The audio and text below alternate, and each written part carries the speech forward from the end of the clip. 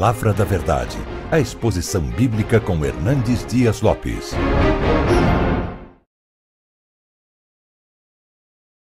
Eu quero ler a Escritura com vocês e peço a você para abrir sua Bíblia comigo no livro do profeta Isaías.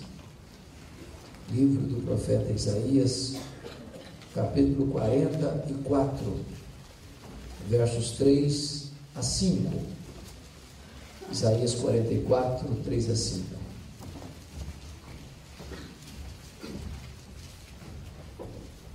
Lido o texto, por favor, não feche sua Bíblia. Eu preciso que você acompanhe comigo essa exposição.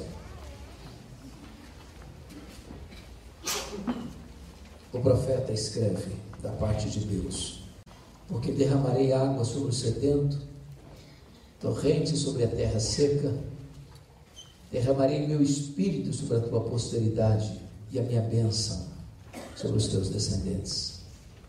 E brotarão como a erva, como salgueiros junto às correntes das águas. Um dirá: eu sou do Senhor. Outro se chamará do nome de Jacó. O outro ainda escreverá na própria mão: eu sou do Senhor. E por sobrenome tomará o nome de Israel. Amém? Eu estava pregando há alguns anos na cidade de Salvador, na Bahia, e naquela ocasião eu pregava sobre avivamento.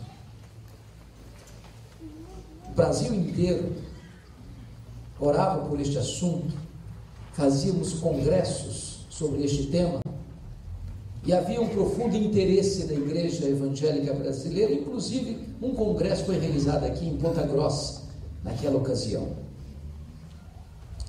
Quando eu terminei de pregar, uma repórter da cidade estava lá para uma entrevista, e ele olhou bem nos meus olhos e me fez uma pergunta perturbadora.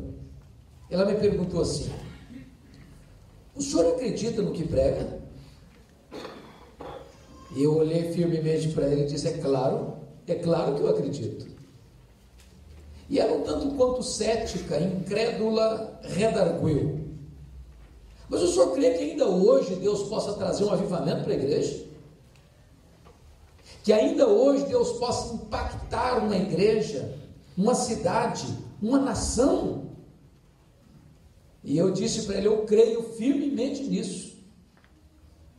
E ela, um tanto duvidosa, disse: o senhor pode então me dar alguma evidência?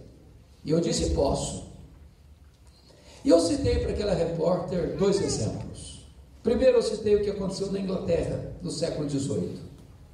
Vocês devem se lembrar que, como resultado do iluminismo, uma onda de incredulidade e ateísmo varreu a Europa. Naquela época, poucos pregadores acreditavam ser a Bíblia a palavra de Deus. As igrejas estavam vazias.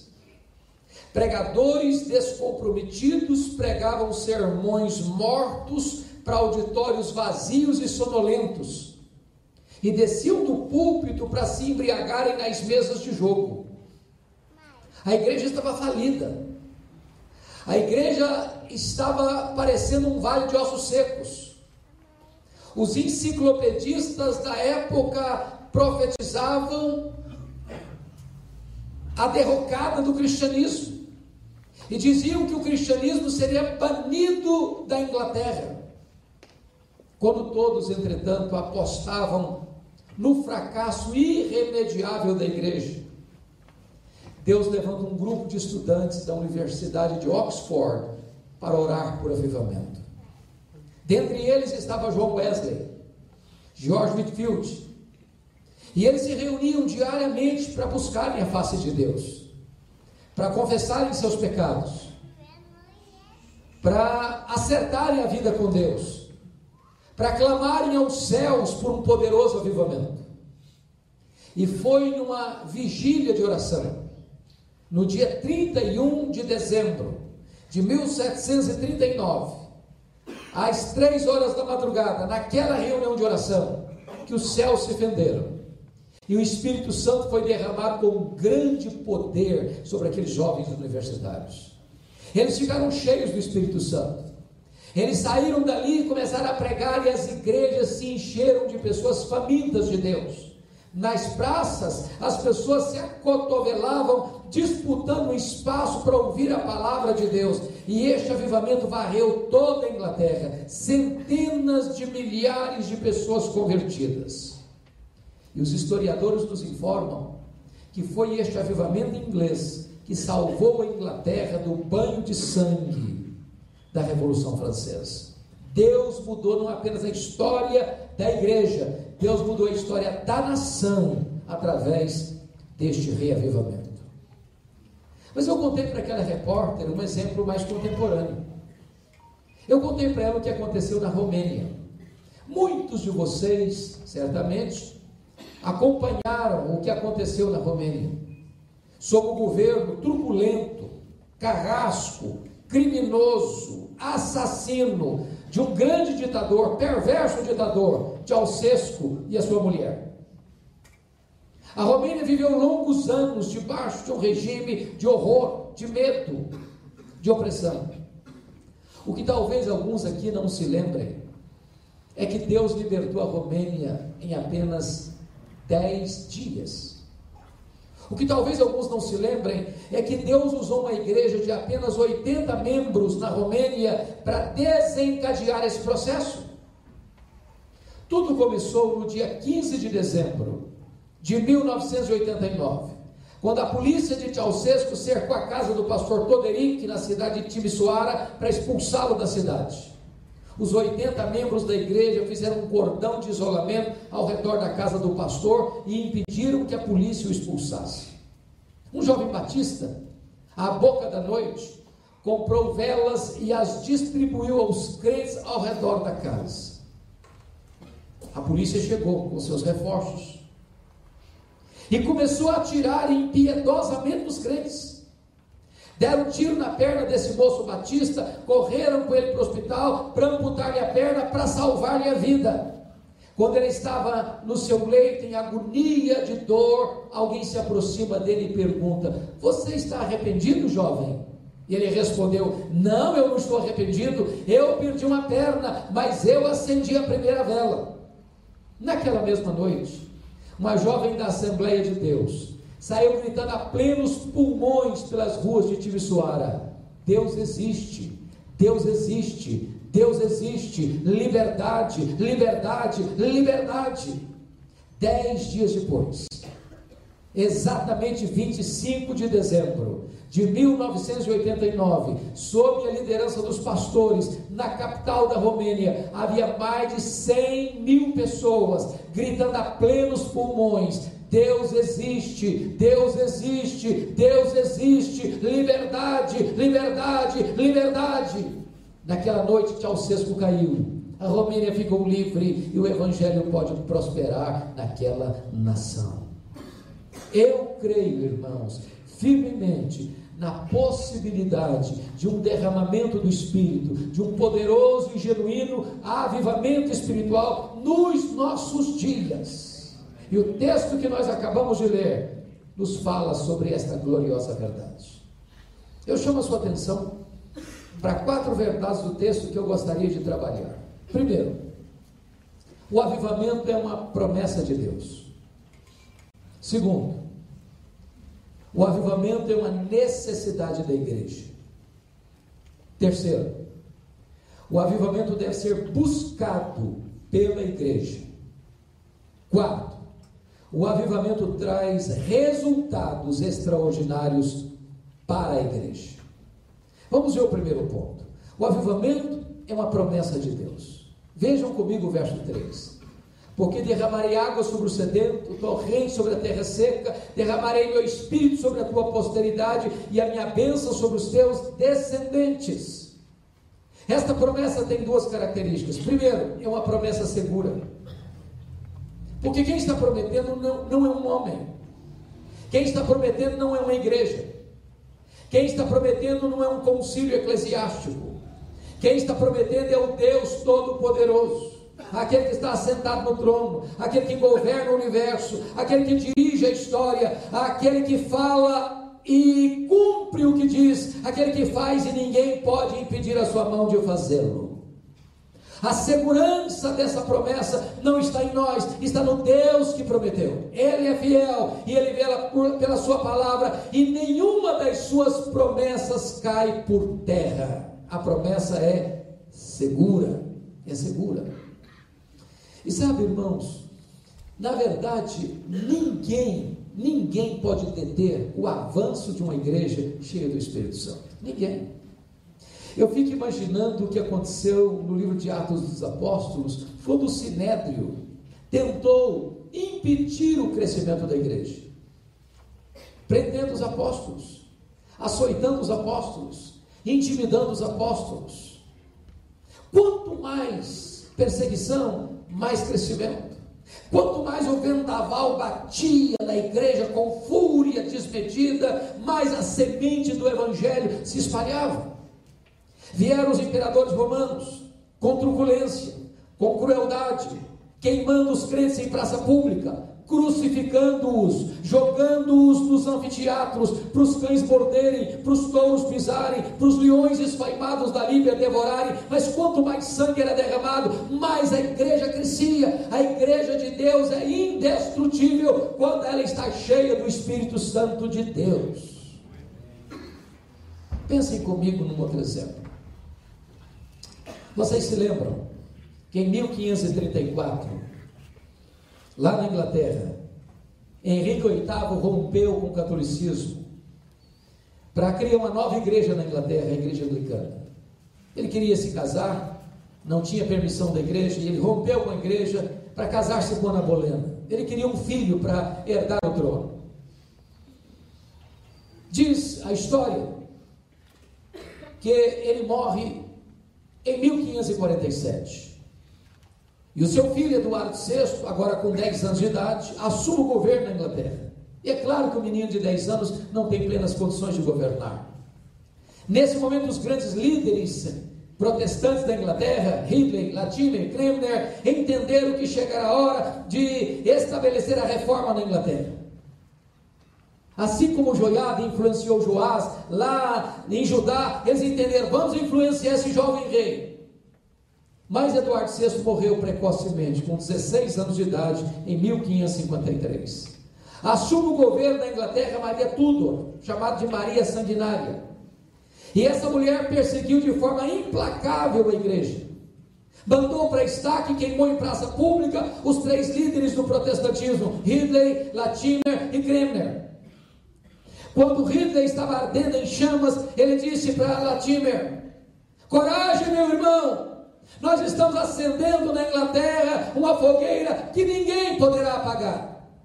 Quis a providência de Deus que Maria Tudor morresse cedo, 5 anos depois, em 1558. Quem assume o governo da Inglaterra? Elizabeth, que governa de 1558 a 1603. O primeiro decreto de Isabel foi determinar a volta dos foragidos para a Inglaterra. E eles fugiram para onde? Fugiram para Genebra, fugiram para a Alemanha, fugiram para a Holanda, onde a reforma já estava estabelecida. Quando eles retornam para a Inglaterra, eles retornam fazendo 4 exigências. Nós queremos uma igreja com doutrina pura, com liturgia pura, com governo puro, com vida pura. E desencadearam na Inglaterra um dos mais importantes movimentos de reforma e reavivamento da história, o movimento dos puritanos na Inglaterra. E aí você começa a entender uma coisa. Maria Tudor não sabia, mas Deus a havia constituído em presidente das missões estrangeiras da Inglaterra. Porque quando ela pensou que estava destruindo a igreja, ela estava promovendo a igreja, porque a igreja de Deus é indestrutível quando ela está cheia do Espírito Santo de Deus. Ele prometeu, e Ele é fiel para cumprir. Mas em segundo lugar, essa promessa não é apenas segura, essa promessa é também abundante. Veja você de novo o verso 3: porque derramarei água sobre o sedento, torrente sobre a terra seca, derramarei meu espírito sobre a tua posteridade e a minha bênção sobre os teus descendentes. Notem vocês que ele está falando de derramamento, está falando de torrentes. Ambas as palavras descrevem algo caudaloso, abundante, profuso. Eu estou seguro disso. O maior problema seu e meu hoje é que nós somos levados a pensar que tudo quanto Deus quer fazer na nossa vida é aquilo que nós conhecemos e aquilo que nós já experimentamos. Achamos que o que nós sabemos, o que nós experimentamos é tudo. Mas eu quero lhes lembrar algo sublime. Leiam as orações de Paulo. Paulo, quando estava de joelhos, alcançava o pináculo da sua teologia. E talvez nenhuma oração é mais audaciosa do que a oração que Paulo fez em Efésios 3,19. Ele ora para que você e eu sejamos tomados não de Deus, não da plenitude de Deus, mas sejamos tomados de toda a plenitude de Deus. E eu pergunto a vocês, quem é Deus? Só para fazer um pequeno exercício de teologia sistemática aqui. Vamos só lembrar os atributos exclusivos de Deus, que só Deus tem. O que nós recordaríamos? Deus é autoexistente, Deus é infinito, Deus é imenso, Deus é eterno, Deus é imutável, Deus é onipotente, Deus é onipresente, Deus é onisciente, Deus é transcendente, Deus é soberano, Deus é maior que tudo quanto Ele criou. Mas vamos pensar mais um pouco, qual é o tamanho do universo que Deus criou? Os cientistas hoje afirmam categoricamente que o nosso universo tem mais de 93 bilhões de anos-luz de diâmetro. O que significa isso? Significa que se você voasse a velocidade da luz 300 mil quilômetros por segundo, nessa velocidade você demoraria mais de 93 bilhões de anos para ir de uma extremidade à outra do universo. Pois não há um centímetro desse universo onde Deus não esteja presente. Deus é maior do que o universo, Ele é transcendente, nem os céus dos céus pode contê-lo. E agora Paulo está orando para que você e eu, frágeis vasos de barro, sejamos tomados de toda a plenitude de Deus. E se você pensa que Paulo estava delirando, ele faz questão de registrar no verso seguinte assim: ora, aquele que é poderoso para fazer infinitamente mais de que tudo quando pensamos ou pedimos, conforme o seu poder que opera em nós, a Ele seja a glória na igreja e em Cristo Jesus, agora e pelos séculos eternos. Deus tem mais para você, Deus tem mais para mim, Deus tem mais para a igreja. Ele prometeu derramar do seu Espírito. Isto é uma bênção copiosa, abundante. Mas deixa eu ilustrar isso de uma forma mais simples.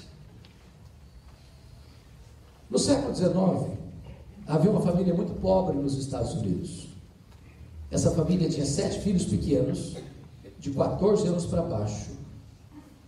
Quando o chefe desta família morre e deixa a viúva pobre, endividada, grávida do 8º filho, vieram os credores e levaram quase tudo do pouco que ela já tinha. Só que quando nasceu o 8º filho, não era o 8º, era o 8º e o 9º, porque eram gêmeos. Essa mulher, aos 39 anos de idade, já estava com seus cabelos brancos, de tanto trabalhar na roça para dar pão aos seus filhos.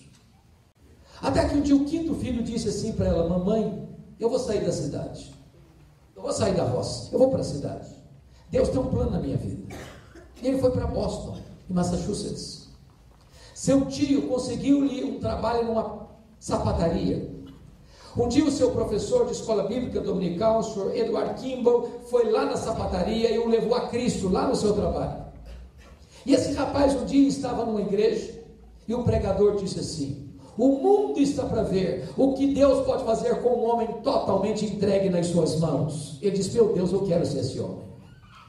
Ele já era um pregador conhecido nos Estados Unidos, quando ele estava em Chicago.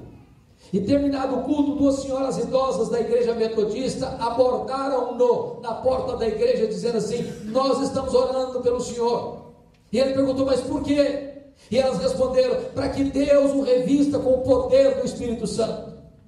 Ele estava um dia andando em Nova York, na Wall Street, quando de repente o Espírito Santo veio com poder sobre ele. Ele saiu correndo na rua, ele entrou na casa de um amigo, ele entrou no quarto, fechou a porta, caiu de joelhos, e ele disse que parecia que ondas elétricas penetravam pelo seu corpo. Ele disse que a sensação do gozo inefável da presença de Deus foi algo tão glorioso e bendito, que ele que lhe desse todo o ouro da Europa em troca dessa experiência, ele jamais aceitaria. Ele disse que quando ele se levantou dos seus joelhos, nunca mais a sua vida foi a mesma.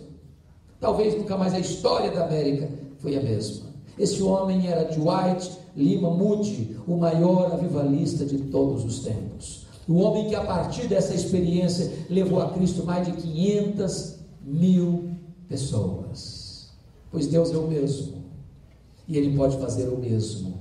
Ele prometeu, e Ele é fiel para cumprir. A segunda verdade desse texto é que o avivamento não é apenas uma promessa. O avivamento é também uma necessidade da igreja. E eu peço que você volte os olhos de novo para o verso 3. Porque derramarei água sobre o sedento, torrente sobre a terra seca, derramarei meu espírito sobre a tua posteridade e a minha bênção sobre os teus descendentes.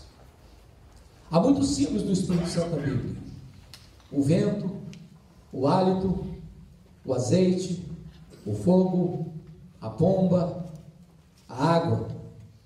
A pergunta é por que nesse texto em particular o Espírito Santo é ilustrado pela água?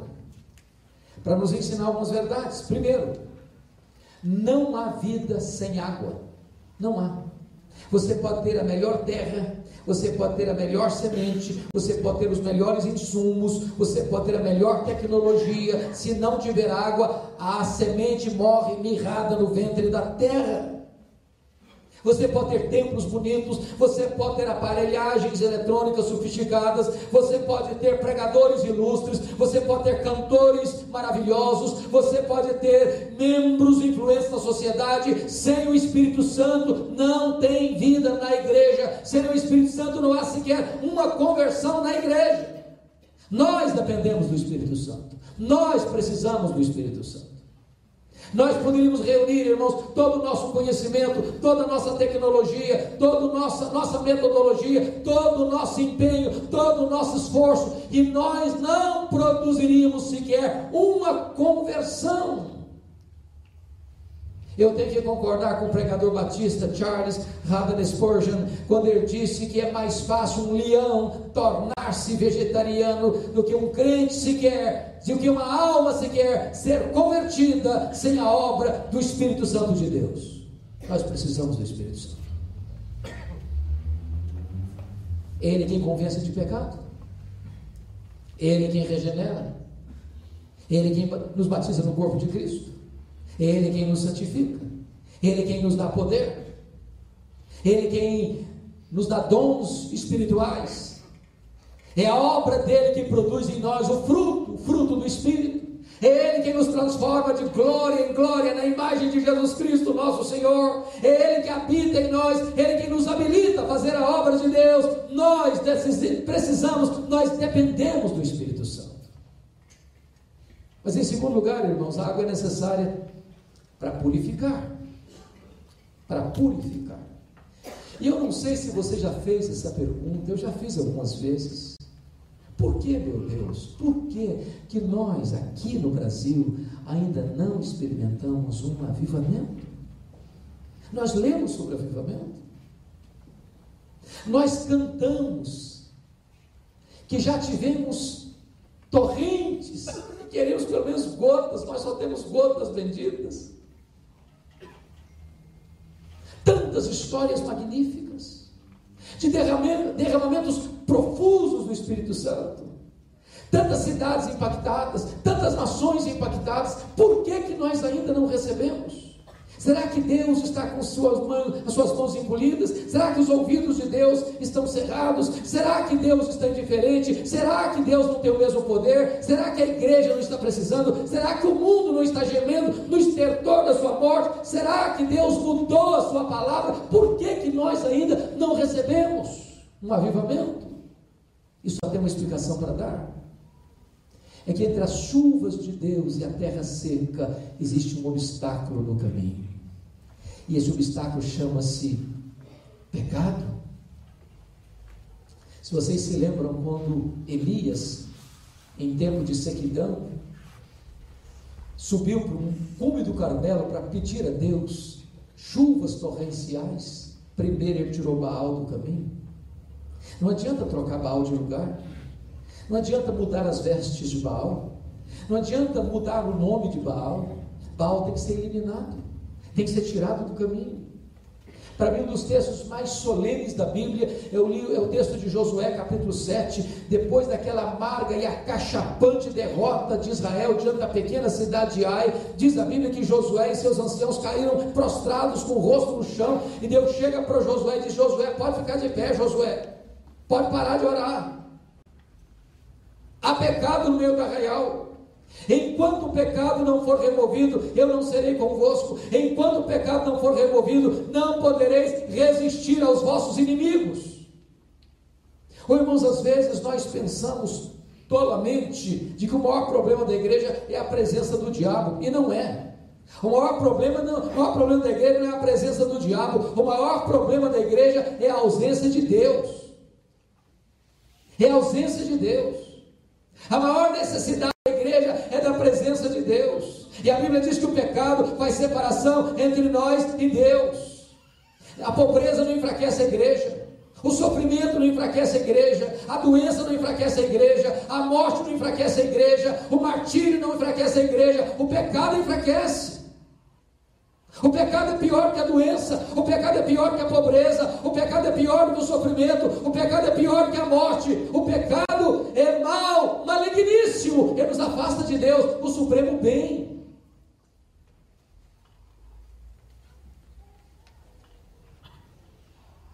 Nós todos sabemos de cor, todos nós sabemos de cor Romanos 8:31, sabemos? Vamos lá? Se Deus é por nós, quem será contra nós? Vamos fazer essa pergunta ao contrário. E se Deus for contra nós, quem será por nós? Você já pensou nisso? Deus disse: enquanto houver o pecado, eu não serei convosco, nem podereis resistir aos vossos inimigos. Irmãos queridos, o grande problema hoje no meio cristão, no Brasil e no mundo, é que a igreja está, parece-nos, caminhando por uma espécie de secularização. Nada tem nada a ver. As pessoas entram para a igreja, mas a vida não muda. As pessoas professam a fé, mas não vivem a vida cristã. Não tem deleite em Deus, não tem prazer na palavra de Deus, não tem sede de Deus, não tem fome das coisas lá do alto, não tem vida de piedade, não tem vida de plenitude. Estão amando as coisas deste mundo, elas estão famintas das coisas deste mundo, elas não se encantam com a glória do Salvador, elas não buscam a Deus em primeiro lugar e o seu reino. Há uma apatia espiritual, há uma falta de brilho nos olhos, há uma falta de entusiasmo no coração, há uma falta de fogo na alma. E nós precisamos do Espírito Santo, porque é o Espírito Santo quem convence de pecado. Sem a obra do Espírito Santo, irmãos, nós nem sentiremos necessidade de Deus, nós nem sentiremos falta da presença de Deus.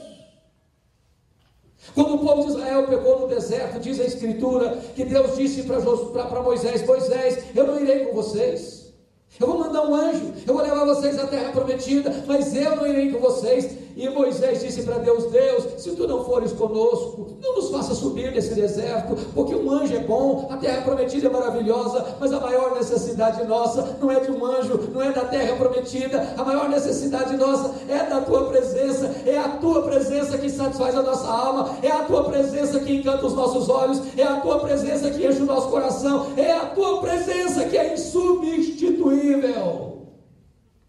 Nós precisamos do Espírito Santo, irmãos. A promessa de Deus é: santificai-vos, porque amanhã o Senhor fará maravilhas no meio de vós. Se o meu povo, que se chama pelo meu nome, se humilhar e orar, e me buscar e se converter dos seus maus caminhos, então eu ouvirei dos céus, sararei a sua terra, perdoarei os seus pecados e sararei a sua terra. É promessa de Deus, e nós precisamos dessa água do Espírito para nos limpar e nos lavar e nos convencer de pecado e nos levar ao verdadeiro arrependimento.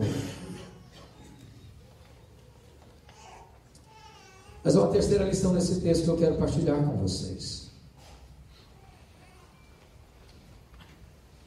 Em primeiro lugar, o avivamento é promessa de Deus. Em segundo lugar, o avivamento é necessidade da igreja.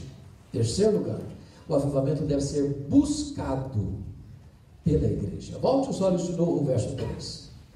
Porque derramarei água sobre o sedento, torrente sobre a terra seca. Derramarei meu espírito sobre a tua posteridade e a minha bênção sobre os teus descendentes. Eu chamo a sua atenção para duas palavras aí: sedento e terra seca. Você já viu uma terra seca? Rachada, bramando por chuva, por água. Pela graça de Deus, eu tenho pregado já há 14 anos na maior conferência evangélica do Brasil, que é a conferência Consciência Cristã, em Campina Grande, na Paraíba. E aquela conferência acontece sempre no período chamado Carnaval. E muitas vezes, quando estou indo para lá, meu coração dói. A seca severa, a terra nua, rachada, o gado morrendo de fome e de sede. O profeta, que está acostumado a uma região árida e seca, ele compara a terra seca como uma terra que anseia desesperadamente por chuva. A segunda figura é sedento, derramarei água sobre o sedento e torrentes sobre a terra seca. Você já sentiu sede num lugar ermo, sem água? O desespero que é? Você sabe que a sede é diferente da fome. Quando você está com fome, seu estômago dói, toca o alarme. Mas se você não se alimenta na hora, a dor vai embora. E você jejua um dia, e você jejua 2 dias, e você jejua 3 dias, você jejua uma semana, você jejua até mais. Mas não é assim com a sede. A sede é implacável, a sede tortura você, a sede esmaga você, a sede estiola você, a sede mata você. Sabe quando a igreja vai experimentar um avivamento? Quando a igreja tiver sede de Deus. Sede de Deus. Agora ligue a sua televisão, ligue o seu rádio, escute pregações por aí afora, e você vai perceber que as pessoas estão correndo atrás de quê? Da bênção de Deus, mas não do Deus das bênçãos. Elas querem os benefícios de Deus, elas querem as bênçãos de Deus, elas querem as coisas que Deus pode dar, mas elas não buscam a Deus. E avivamento não é sede de bênção, avivamento é sede de Deus. Sede de Deus.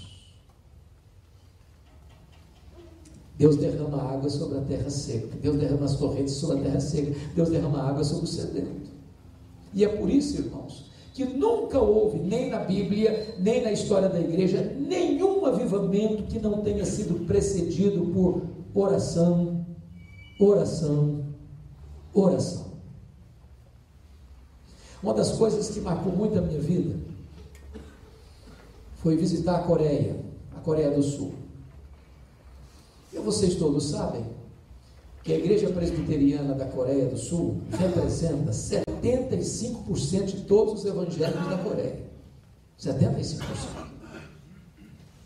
Vocês sabem que a igreja presbiteriana da Coreia chegou lá na Coreia 28 anos depois que chegou aqui no Brasil.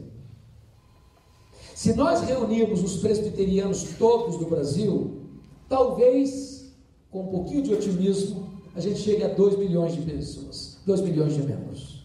Lá na Coreia, eles são mais de 10 milhões de membros. Só em Seul, tem mais de 10 mil igrejas presbiterianas. Uma das características da igreja presbiteriana da Coreia é que nenhuma igreja é organizada sem ter uma reunião diária de oração pela madrugada. E quando eu fui confrontar um pastor, que saiu do seminário para plantar uma igreja, a igreja estava com mais de 6 mil membros. Eu disse: vocês oram de madrugada porque isso é hábito dos orientais. E eu disse: nada disso. No mundo inteiro as pessoas levantam de madrugada para ganhar dinheiro. Nós levantamos de madrugada para orar porque Deus é prioridade na nossa vida. Nós ficamos muito humilhados ali. Visitamos uma igreja que na época tinha 55 mil membros, hoje está com mais de 80 mil membros, e aquela igreja presbiteriana tinha 4 reuniões diárias de oração pela madrugada, uma das 4 às 5, outra das 5 às 6, outra das 6 às 7, das 7 às 8, nós fomos na segunda, de 5 às 6, eu confesso que nunca vi nada igual na vida, estava frio, uma noite parecida com essa, por exemplo, ainda estava escuro. Quando nós nos aproximávamos do templo, eu vi gente andando e correndo com a Bíblia na mão pela rua. Quando nós chegamos no estacionamento, os diáconos, todos paramentados, com lanterna na mão, com apito, coordenando o estacionamento. Quando nós entramos no templo, o coral tocado, o pastor no púlpito, a igreja lotada, nós contamos mais de 80 pessoas sentadas no carpete do púlpito e não cabia mais gente. Quando esse povo levantou a voz para orar, irmãos, a sensação que eu tive é que os céus tinham descido à terra. Fomos na igreja metodista. O pastor que plantou a igreja ainda era o pastor da igreja, a igreja estava com 82 mil membros. Perguntamos: pastor, qual o segredo do crescimento? Ele respondeu: oração. Diz: como assim? As igrejas que têm um pouquinho mais de condições têm seu acampamento, mas o que ela faz não é primeiro acampamento e alojamento, não, são cavernas de oração. E o pastor disse: ao longo desses anos, no sábado eu subo para a montanha de oração da igreja, e eu fico lá na presença de Deus em oração. No domingo desço direto da montanha de oração para o púlpito. Quando eu prego, o meu sermão é o mesmo, mas os corações se derretem. Os corações se derretem.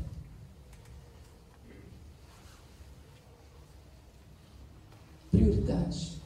Nós fomos na igreja do Evangelho Pleno, embora com algumas lutas de uns anos para cá, mas isso não desfaz o que Deus fez. E uma coisa nos chamou profundamente a atenção. Aquela igreja que tem mais de 700 mil membros, com 7 cultos, com mais de 30 mil pessoas em cada culto, por domingo. Nós estávamos assistindo uma palestra, e o pastor da igreja dando uma palestra para a sua liderança. Quando ele terminou a palestra, ele fez uma oração em público, no microfone, de 30 minutos. Quando ele foi dar uma entrevista para 82 pastores estrangeiros, ele deu uma entrevista de 4 minutos. Isso revoltou muita gente. Embora parecia indelicado da parte dele, ele estava nos ensinando uma lição. Deus vem em primeiro lugar. E aí eu li no livro dele uma coisa muito interessante. Um dia o presidente da Coreia ligou para o seu gabinete pastoral. A secretária atendeu, e o presidente disse assim: eu quero falar com o pastor. Ela respondeu: o pastor não pode atender o senhor não, ele está orando. Aí o presidente pensou que a secretária não entendeu quem ele era. Aí ele deixou claro: não, eu sou o presidente da Coreia, eu quero falar com ele agora. A secretária disse: ele não vai atender o senhor não, ele está orando. Horas depois o presidente ficou muito bravo com o pastor, e o pastor disse: eu não falei com o senhor porque eu estava falando com alguém muito mais importante do que o senhor. Eu estava conversando com o Rei dos Reis e com o Senhor dos Senhores. Sede de Deus. A igreja precisa ter sede de Deus. Em muitas igrejas, irmãos, as reuniões de oração estão no CTI espiritual. Se nós queremos torrentes de Deus, se nós queremos um avivamento, se nós queremos uma visitação poderosa do Espírito Santo, se nós queremos um tempo de restauração, se nós queremos ver as maravilhas de Deus, a igreja precisa ter sede de Deus. Sede de Deus. Eu tive o privilégio, queridos, de visitar a missão Quacis-Abantu na África do Sul, um dos mais importantes avivamentos da história da igreja no século XX. E eu não sei quantos de vocês já leram a história desse avivamento. O pastor Ernest Stigner estava trabalhando com a tribo Zulu, lá na África do Sul, por 12 anos, armava sua tenda e pregava o evangelho, com resultados pífios, magros, pequenos. Até que um dia uma mulher aparece no culto, com um semblante muito abatido, muito triste, desesperada, e quando o pastor terminou de pregar, foi conversar com ela. E a mulher olhou para o pastor e perguntou assim: o senhor pregou hoje que o seu Deus tem todo o poder? O pastor disse: é claro, eu preguei isso hoje. E ela sentiu um pouco aliviada e disse: não, eu preciso do seu Deus, porque eu tenho uma filha endemoniada lá em casa, amarrada num tronco, com um bicho, com uma fera selvagem. Vamos lá em casa para minha filha ser liberta. O pastor disse que sentiu um calafrio na espinha. Diz: meu Deus, e se não funcionar agora, o que é que eu vou fazer? Quando ele chega na casa, a situação era muito pior. A moça estava com uma fera selvagem, ensanguentada, bufando de raiva, de ódio. E em vão ele tentou expulsar os demônios daquela moça. Chamou os missionários da região, não conseguiram. Então ele tomou uma decisão, disse: meu Deus, eu vou embora. Ele estava arrumando as malas para ir embora. Eu não tenho autoridade para pregar aqui mais, eu não tenho mais condições de pregar aqui mais, eu vou embora, estou fracassado. E Deus então segredou o coração dele: você não tem que ir embora, você precisa buscar poder, você precisa se preparar espiritualmente, você precisa acertar a sua vida com Deus, você precisa um revestimento do Espírito Santo. Ele parou tudo que estava fazendo e começa a buscar a Deus e a chorar pelos seus pecados. Ele convoca a sua liderança e começa a acertar a vida com Deus, e meses, confessando os seus pecados, acertando a vida com Deus, buscando um revestimento do Espírito Santo de Deus. Nos últimos 3 meses, eles se reuniam 3 vezes por dia, apenas conseguiam chorar pelos seus pecados. Depois de 3 meses de lágrimas, num dia de manhã, o Espírito Santo foi derramado sobre eles com grande poder. A primeira coisa que fizeram foi na casa daquela moça, e no poder do nome de Jesus, libertá-la daqueles demônios. A segunda coisa é que os feiticeiros iam correndo, chorando, confessando os seus pecados, sem que ninguém fosse lá falar com eles. Quando os missionários acordavam, na casa de cada um tinha 20, 30, 50 pessoas com pressa para acertar a vida com Deus. Eu vi ali numa fazenda um templo construído para 15 mil pessoas, com 3 cultos por dia, e coisas lindas, sublimes, gloriosas acontecendo, os cegos vendo, os coxos andando, os mortos ressuscitando, e a salvação de Deus visitando aquele povo. Se nós queremos avivamento, irmãos, nós precisamos ter sede de Deus. Sede de Deus. Mas eu quero terminar. Esse texto nos apresenta uma última lição. Primeiro, o avivamento é promessa de Deus. Segundo, o avivamento é necessidade da igreja. Terceiro, o avivamento deve ser buscado pela igreja. Quarto, o avivamento traz resultados extraordinários para a igreja. O primeiro resultado que o avivamento traz é crescimento numérico explosivo. Olha o verso 4 comigo. E os teus descendentes brotarão como salgueiros junto às correntes das águas. Os teus descendentes brotarão como erva, como salgueiros junto às correntes das águas. Oh, irmãos queridos, Deus pode fazer mais num dia de avivamento que nós conseguimos fazer em anos, na força do braço da carne. Leia a história da igreja, e vocês vão ver que os pontos culminantes desta história foram esses anos, foram esses tempos em que Deus visitou a sua igreja com poderosos derramamentos do seu Espírito. Eu espero esse dia. Ah, como eu aguardo esse tempo, quando milhares e milhares de pessoas passam defronte dos nossos templos todo dia, e nenhuma atração para entrar, e nenhuma atração para conhecer a graça de Deus. Mas quando o avivamento chega, irmãos, lá no estádio de futebol as pessoas são tomadas de convicção de pecado, lá no bar da esquina as pessoas são tomadas de convicção de pecado, lá na boate as pessoas são tomadas de convicção de pecado, lá nas praças, nas ruas, nos campos, as pessoas são tomadas de convicção de pecado, e correm sôfregas, apressadas para a casa de Deus, em busca de refúgio, em busca de salvação,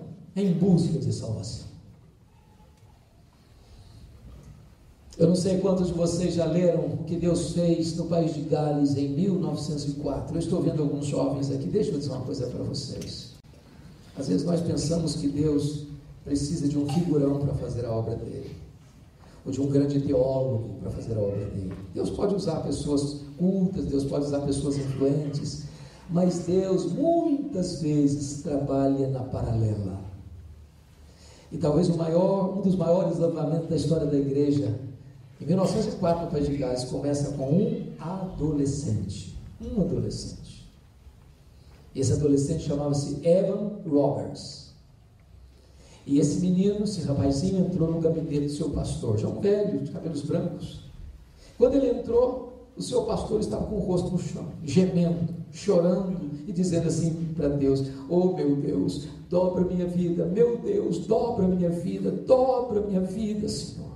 O menino saiu dali impactado. E ele pensou assim: se o meu pastor precisa ser dobrado, eu tenho que ser moído. E ele estudava numa cidade vizinha. No domingo ele foi para a igreja. Enquanto o pregador proclamava a mensagem, o coração dele ardia.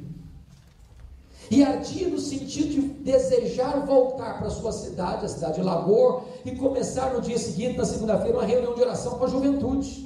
Mas ele era novato na fé, neófito, inexperiente. Terminado o culto, ele procurou o pastor. Disse: pastor, o senhor me pode ajudar? O senhor pode me ajudar? Eu falei: posso. O que foi? Enquanto o senhor pregava, meu coração ardia. E ardia para voltar, para começar uma reunião de oração amanhã lá na minha igreja. Mas eu não sei que seja essas coisas, pastor. Eu não sei nem se isso é voz de Deus ou voz do diabo. O pastor, muito sabiamente, disse: filho, se é para orar, pode voltar. O diabo não manda ninguém orar, não. Se é para orar, Deus está falando com você: pode voltar. Vai lá e começa. Pois bem, voltou para a sua cidade. Começa uma reunião de oração na segunda-feira com os jovens. Naquela reunião foi de 7 da noite a 10:30 da noite. Na terça, a igreja em peso na reunião de oração. Na quarta, uma multidão na reunião de oração. Para encurtar a conversa, no sábado, o comércio da cidade fechou, porque ninguém queria outra coisa a não ser buscar a presença de Deus. Dentro de 6 meses, os estádios de futebol ficaram vazios, porque as pessoas só queriam buscar a Deus.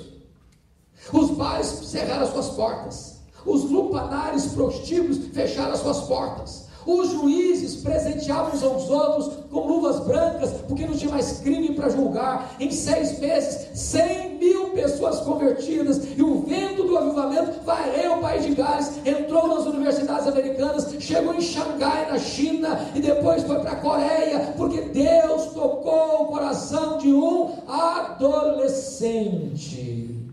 E milhares, e milhares, e milhares de pessoas foram salvas.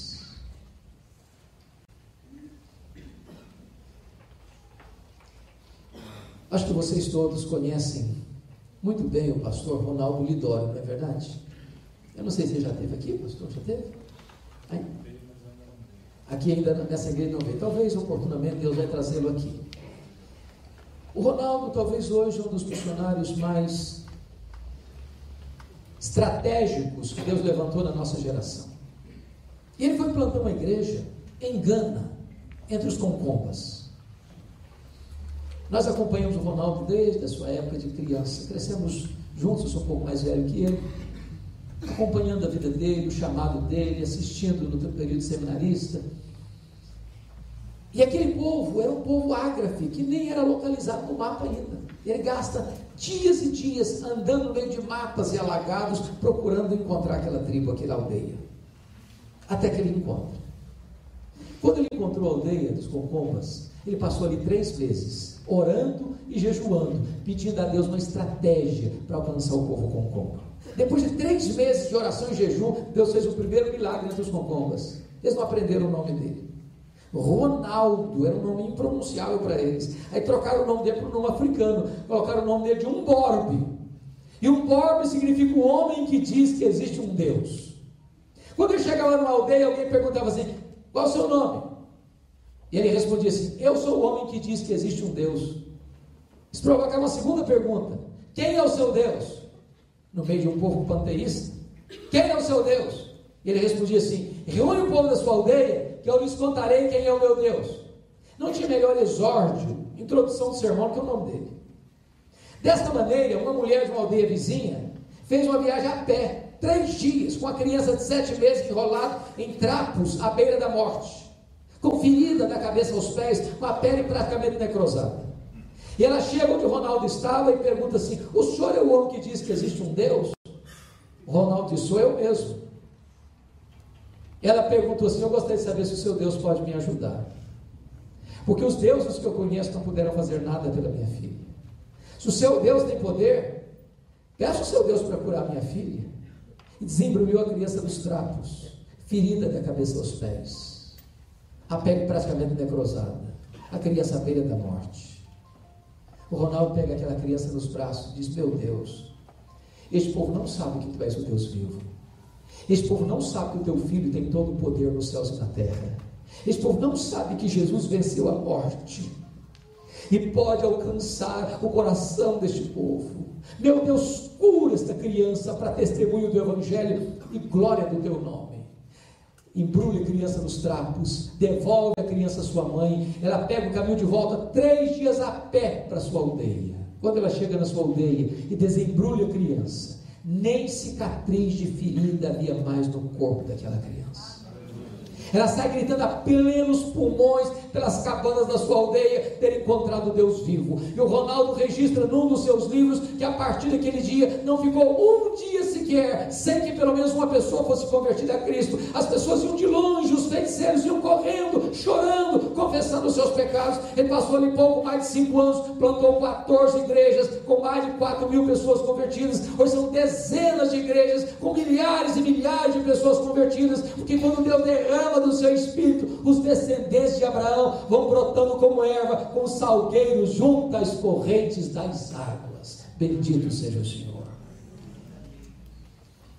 Mas há um segundo resultado, irmãos, que o avivamento traz. E o segundo resultado que o avivamento traz para a igreja é que os crentes se levantam para testemunhar verbalmente de Jesus Cristo, dizendo: eu sou do Senhor, eu sou do Senhor, eu sou do Senhor. Olha o versículo 5. Um dirá: eu sou do Senhor. O outro se chamará do nome de Jacó. Sabe qual é o problema hoje da igreja?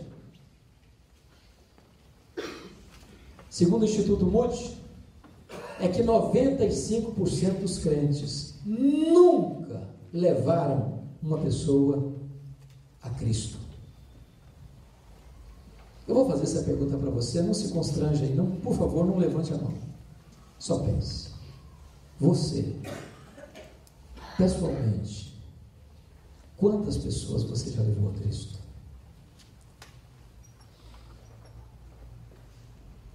Em tempos de avivamento, isso não acontece.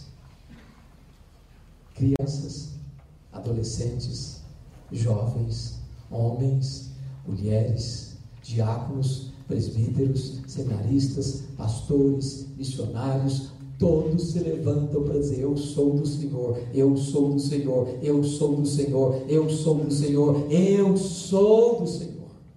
Já imaginaram esse exército de Deus aqui presente nesta noite, saindo pelas ruas de Ponta Grossa, pelas ruas, pelas praças, pelos becos, pelas universidades, pelos hospitais, pelos escritórios, pelas lojas, pelo comércio, pela indústria, pelos campos, e eu sou do Senhor, eu sou do Senhor, eu sou do Senhor, eu sou do Senhor. Haveria uma revolução nessa cidade, mas nós nos acovardamos, mas nós nos calamos, mas nós nos omitimos, mas nós nos tornamos agentes secretos do reino, mas nós trabalhamos com uma pessoa 10 anos na mesma sala e ele não sabe quem nós somos, ele não conhece o nosso engajamento com o reino de Deus. Nós precisamos de um avivamento, irmãos, nós precisamos.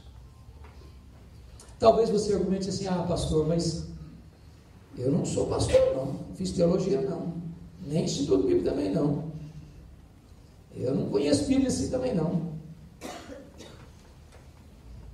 Deixa eu dizer uma coisa para você, meu irmão. Você sabe tudo quanto uma pessoa precisa saber para levar alguém a Cristo.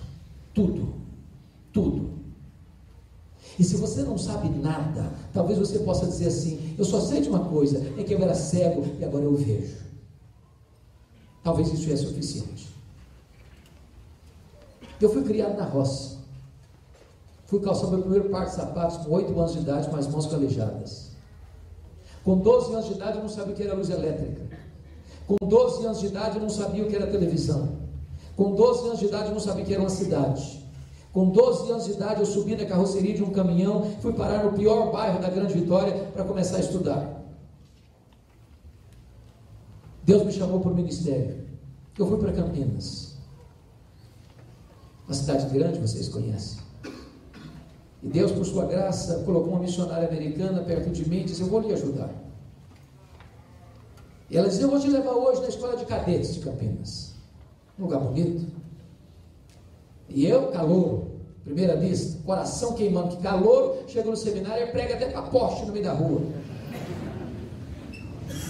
E eu chego no seminário, primeira pessoa que eu vejo, um cadete, é claro, seu posto de guarda, sua farda engomada, bonita, com o seu nome bordado na lapela da farda, João Miguel Corpas, com a metralhadora na mão.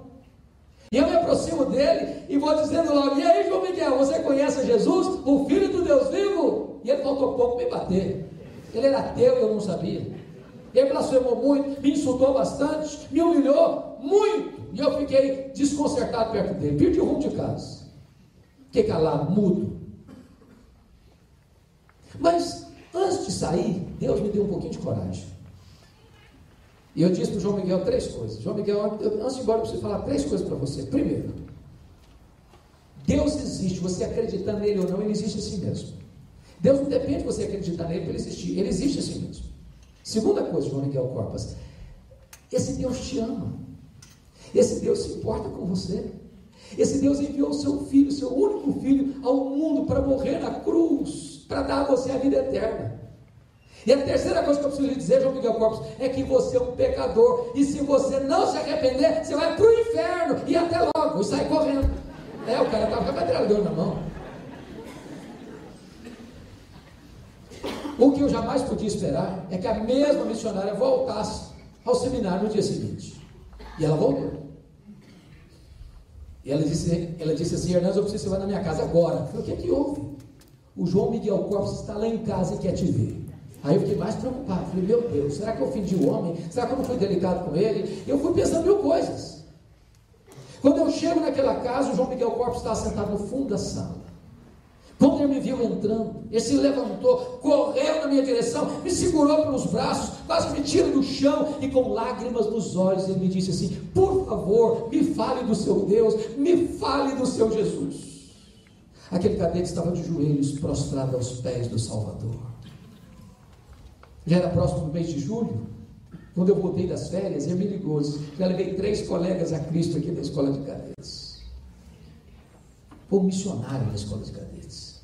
Quando eu saí do seminário, eu perdi o contato com ele. Há uns 3 anos, pregando um congresso da CEPAL, em Água de Lindóia, quando eu terminei de pregar, alguém se aproxima de mim e faz a seguinte pergunta: e aí, você tem notícia do João Miguel Corpus? Falei: não, eu quero saber muito notícia dele. Você sabe alguma informação sobre ele? Ele disse: claro, eu sou amigo dele. Falei: e aí? João Miguel Corpus está concorrendo ao generalato. E mais, João Miguel Corpus é ministro do Evangelho, ele é pastor da Assembleia de Deus. Na semana seguinte eu estava pregando na igreja presbiteriana de Vila Mariana, e lá estava o João Miguel Corpus com sua esposa para me dar um abraço. Meses depois eu fui a Santos jantar com a família dele, e ele me contando quantas maravilhas Deus fez na sua vida. E Deus me ensinou uma lição mais uma vez: abre a sua boca e eu a encherei.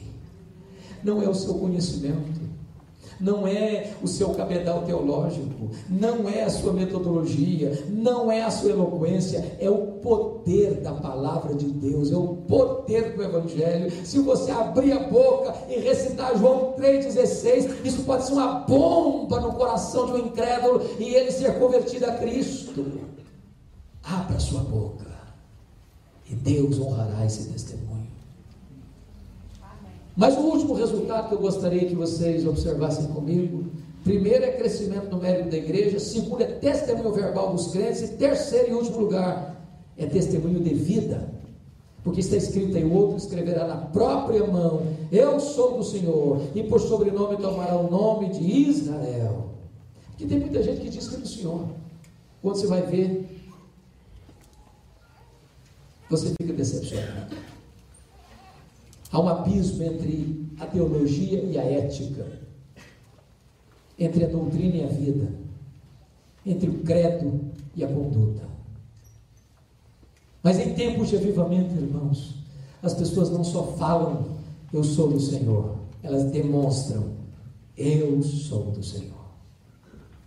E eu quero concluir dizendo o seguinte: eu tenho plena convicção de que esse assunto é complicado, muito complicado.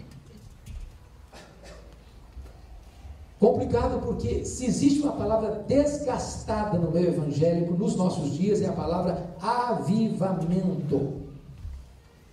Tem muita esquisitice espiritual aí sendo pregada em nome de avivamento. Tem muita gente plantando bananeira na igreja achando que isso é avivamento. Tem muita gente com doutrinas estranhas, heréticas, desviando-se por completo das Escrituras em nome de avivamento. Tem muita gente achando que emocionalismo histérico é avivamento. Eu quero dizer para os meus irmãos, em nome de Jesus, nesta noite, que eu creio no avivamento que está escrito na Escritura. Avivamento não é produzido na terra, mas é derramado pelo Espírito Santo de Deus a partir do céu. Avivamento que não é agendado pela igreja, mas que vem pela obra e soberana vontade do Espírito Santo.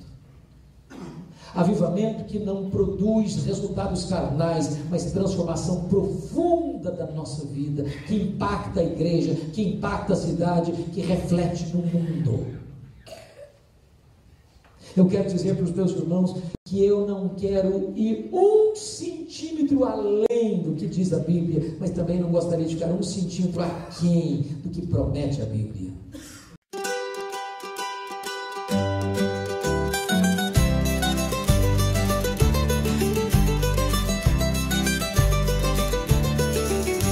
Cos'è questo amore che sento? È così strano che non ci credo. Cammino avanti e indietro, dal nulla sei entrata nel petto mio.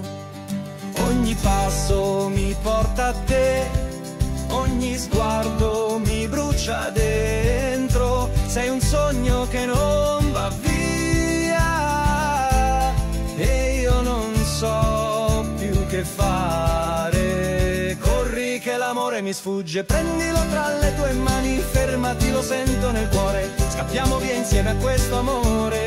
Corri, corri, che scappa l'amore mio. Stringilo, tienilo, che vola via se non lo sai.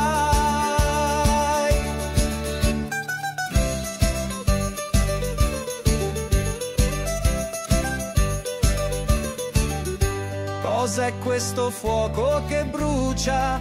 Da tempo guardo dentro me stesso. Se questo è amore sincero, allora vieni più vicino a me.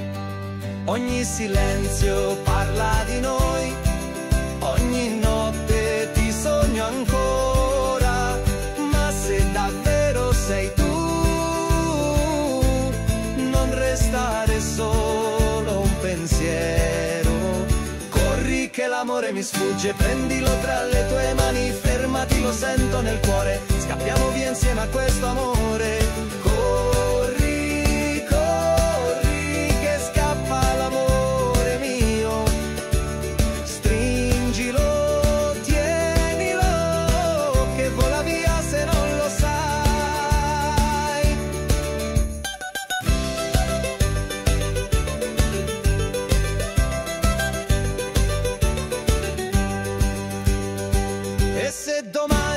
Non ci vediamo, porta con te quello che siamo nel mio cuore.